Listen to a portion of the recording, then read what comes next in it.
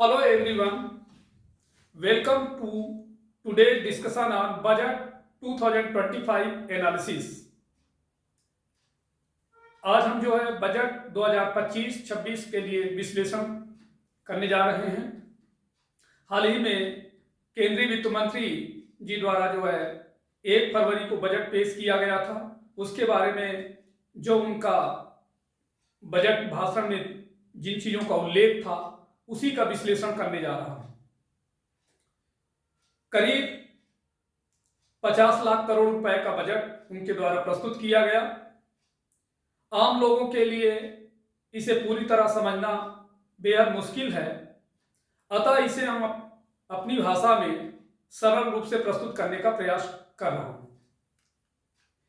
सबसे पहले आपको यह जानना जरूरी है कि 12.75 लाख रुपए तक की इनकम पर कोई टैक्स नहीं, लेकिन इसके लिए भी शर्तें हैं।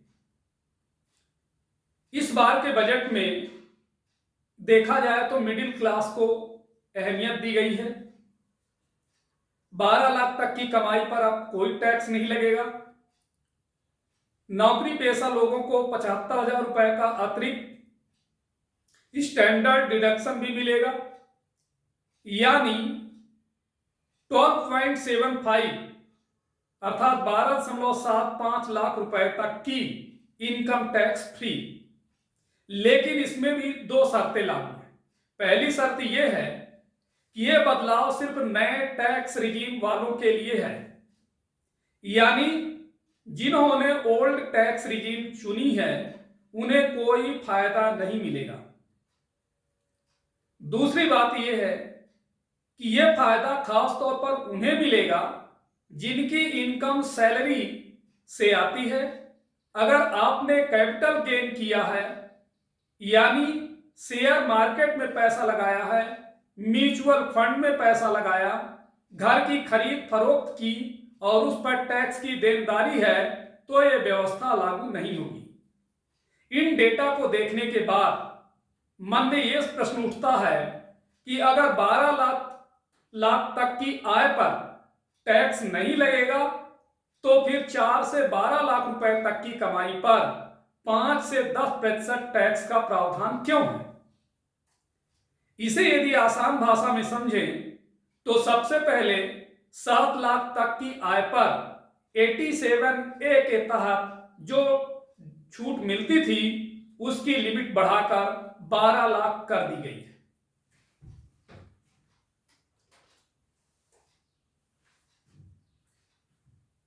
अब यहां पर देखें कि नई टैक्स रिजीम और पुराने में क्या फर्क है। तो नई टैक्स रिजीम में देखिए नौकरी पेशा को 12.75 लाख तक का जीरो टैक्स है, ठीक है।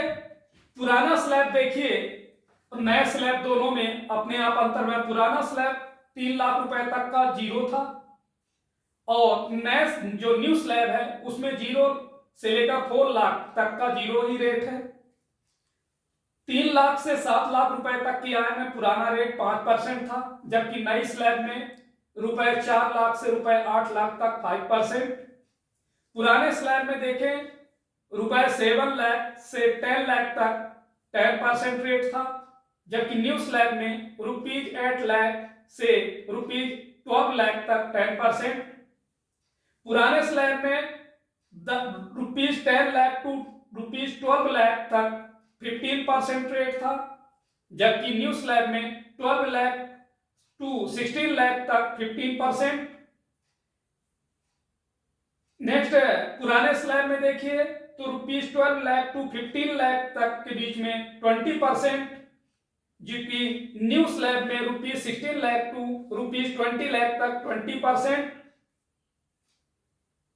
ओल्ड यानी पुराने स्लैब में रुपीज 15 लाख से ज्यादा के लिए 30% रेट था, न्यू स्लैब में 20 लाख टू 24 लाख तक 25% एंड 24 लाख से ज्यादा के लिए 30%। तो ये देखिए old slab and new slab में क्या चेंजेस हुआ है। अर्थात न्यू टैक्स रिजीम में 4 to 8 लाख पर 5% टैक्स एंड 8 to 12 लाख पर लगने वाला 10% सरकार सीधे माफ कर देती है। इसका मतलब ये हुआ। अब हम इस चीज को ये समझें कि सरकार को डायरेक्ट टैक्स में 1 लाख करोड़ का घाटा होगा। इनकम टैक्स पर हुए ऐलान के बाद केंद्र सरकार को डायरेक्ट टैक्स में 1 लाख करोड़ रुपए, तो वहीं इनडायरेक्ट टैक्स में 2600 करोड़ के रेवेन्यू का नुकसान हो सकता है। हालांकि इनमें से एक बड़ा हिस्सा वापस गवर्नमेंट के पास आ जाएगा। फॉर एग्जाम्पल, अगर टैक्स में बदलाव से आपके 10,000 रुपए बचे, इनमें से आपने 8,000 रुपए की शॉपिंग कर ली, तो गुड्स एंड सर्विस टैक्स अर्थात जीएसटी, कस्टम ड्यूटी जैसी चीजों से इसका एक हिस्सा वापस गवर्नमेंट के पास पहुंच जाएगा। इसीलिए सरकार को बहुत ज्यादा लॉस नहीं होगा। लोगों के हाथ में पैसे आएंगे तो ज्यादा खर्च करेंगे तो इकोनॉमी बूस्ट होगी। सरकार का ये कैलकुलेशन है।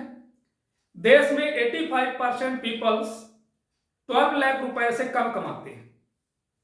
टैक्स को लेकर हुए ऐलान के बाद लोगों के पास पैसे बचेंगे और लोग ये पैसा दूसरी चीजों पर खर्च करेंगे। इससे एफएमसीजी, ऑटो, रियल एस्टेट और दूसरे सेक्टर को बूस्ट मिलेगा। यह बजट ऐसा है जिसमें कंजम्पशन लेड ग्रोथ यानी उपभोग के जरिए डेवलपमेंट को बढ़ावा दिया गया है। इसके लिए आपको एक छोटा सा इकोनॉमिक थ्योरी को समझना होगा, जिसको हम कहते हैं सूचक्र हिंदी में, या इसे बोलते हैं वॉल्टस साइकिल। इसका मतलब यह है कि एक अच्छी चीज से दूसरी अच्छी चीज शुरू होती है। इनकम टैक्स में बदलाव से लोगों के हाथ में एक्स्ट्रा पैसे आएंगे और अब इस पैसे का यदि आप एक हिस्सा भी खर्च करते हैं तो इसे कंपनियों को उत्पादन बढ़ाने का मौका मिलेगा, प्रोडक्शन बढ़ेगा तो एम्प्लॉयमेंट के मौके बनेंगे। एम्प्लॉयमेंट के मौके बनेंगे तो लोगों के हाथ में पैसे आएंगे और पैसे आएंगे तो डिमांड बढ़ेगी। इसी को इकोनॉमिक्स में वॉल्टस साइकिल या सूचक्र कहते हैं।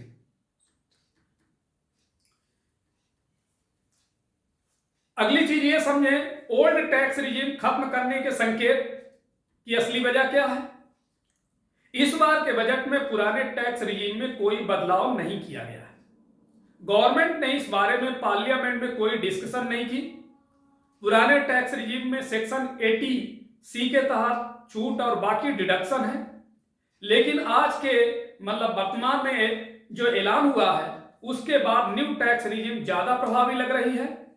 ओल्ड टैक्स रिजीम को लिटरली मौत का इंजेक्शन दे दिया है। जिन लोगों को एचआरए वगैरह ज्यादा मिलता है उनको ओल्ड टैक्स रिजीम में फायदा मिलेगा, वरना 98% to 99% लोग न्यू टैक्स रिजीम में आ जाएंगे। आने वाले न्यू इनकम टैक्स बिल में यह हो सकता है कि पुराने टैक्स को खत्म करने के लिए कोई समय सीमा दे दी जाए, चाहे वो 2, 3 या 4 साल की हो। सरकार की मंशा है, साफ है कि टैक्स व्यवस्था एक ही होगी, वो भी न्यू टैक्स रिजीम। साथ ही साथ इसके अलावा इनकम टैक्स के अलावा भी अन्य 2 बड़ी घोषणाएं की गई हैं, टीडीएस और टीसीएस। इनकम टैक्स के अलावा जो घोषणाएं हुई है, TDS means tax deducted at source और टीसीएस मतलब tax collected at source. Section 194A के तहत सीनियर सिटीजन को पहले 50,000 रुपये तक की इंटरेस्ट इनकम पर टीडीएस लगता था, जिसे अब बढ़ाकर 1 लाख रुपए कर दिया गया है। वहीं अन्य लोगों के लिए यह इंटरेस्ट इनकम पर टैक्स 40,000 से बढ़ाकर 50,000 कर दिया गया है।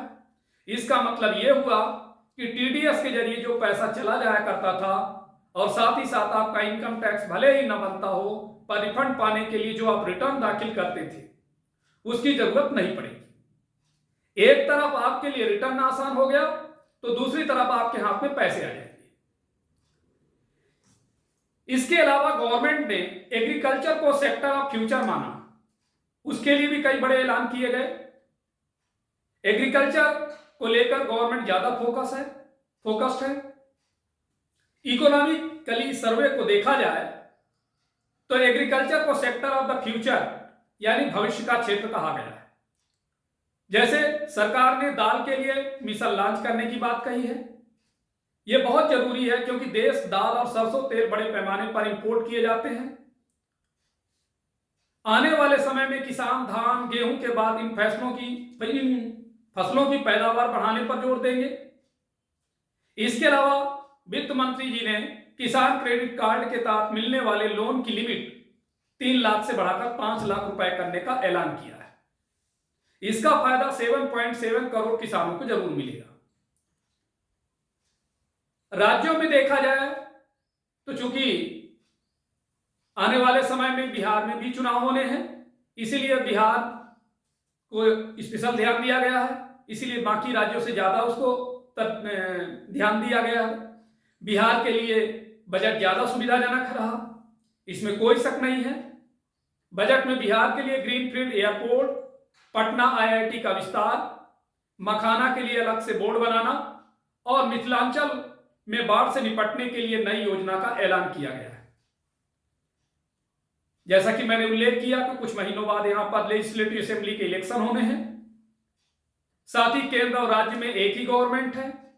इस कारण पहले ही उम्मीद थी कि बिहार के लिए कुछ खास ऐलान हो सकता है। अगली बात भी उल्लेख करने जा रहा हूं कि पूंजीगत खर्च उम्मीद के मुताबिक नहीं, यह निराशाजनक है। इस बार के बजट का फोकस कंजम्पशन लेड ग्रोथ है, इसीलिए पूंजीगत खर्च में ज्यादा बढ़ोतरी नहीं दिख रही है। यह डेवलपमेंट की जरूरत के हिसाब से कम है। ऐसा लगता है कि गवर्नमेंट ने ज्यादातर ध्यान ये दिया कि अगर अभी खपत बढ़ जाएगी तो उससे आगे पूंजीगत खर्च बढ़ाने का रास्ता मिल जाएगा। तो यह था जो हमारे विचार में जो समझ में आया, तो नई बजट का विश्लेषण यह आगामी प्रतियोगी परीक्षाओं के लिए महत्वपूर्ण है, अतः गंभीरता से लेक्चर को जरूर सुनें। तो आज इतना ही, धन्यवाद।